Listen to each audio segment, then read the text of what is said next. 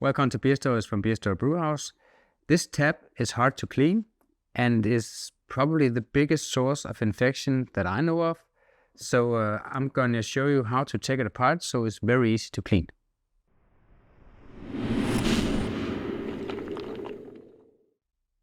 I've only had one infection in 10 years. I did a split batch where I took my brew, put it over in two fermenters. And they were cleaned, as I always do, and sanitized. But what I didn't clean thoroughly was the tap. The whole batch of bucket 1 was infected and the other one wasn't. If you look back at the process, the only way it could become infected was the tap.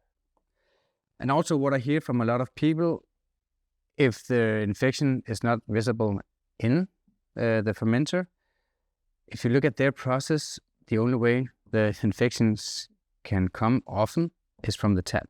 So it's pretty important to actually take it apart and clean it, and I'll show you how I do that. It's pretty easy to press this the tap up. Most of them has a kind of a small hole here that has to fit with the other holes in this one, and that's pretty important because you can actually you can turn it the wrong way, and that's not good. So be aware of that. And I leave it on here because, I'll show you.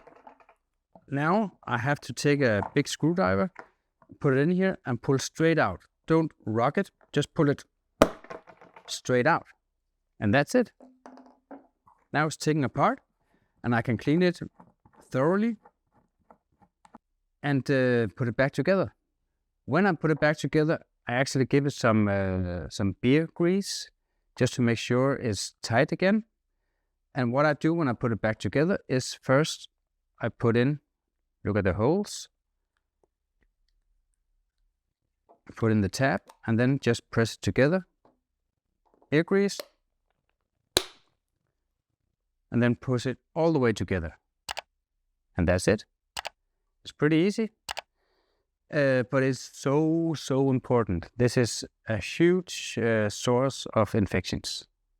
So I guess that was it. If you have any questions, write to me. Other than that, just have a happy brewing out there.